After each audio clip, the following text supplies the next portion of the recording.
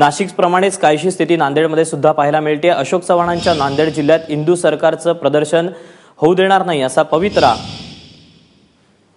काँग्रेस कार्यकर्त्यांनी घेतलेला होता आणि त्यानुसार हा जो पहिला शो होता तो सुद्धा यामुळे रद्द करण्यात आलाय। योगेश लाटकर आमचे प्रतिनिधी आपल्या सोबत आहेत। योगेश, नांदेडमध्ये सुद्धा काँग्रेस कार्यकर्ते आक्रमक झाल्याचं पाहायला मिळतंय।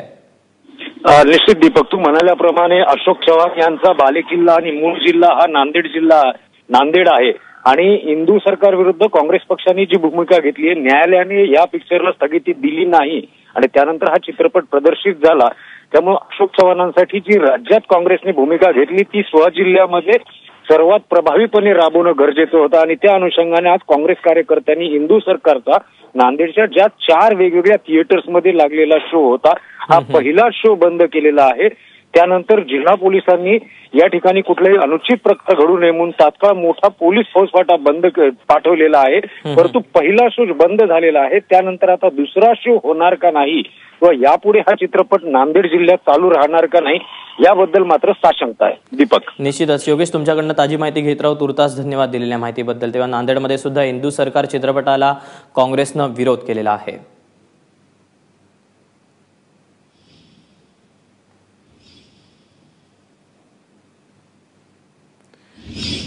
तेव्हा काँग्रेसच्या निदर्शनानंतर नांदेडमधला पहिला शो जो होता तो रद्द करण्यात आलेला आहे। एकूण 4 थिएटरमध्ये हा शो घेण्यात येणार होता, मात्र काँग्रेसच्या निदर्शनं केल्यानंतर नांदेडमध्ये पहिला शो रद्द करण्यात आलाय।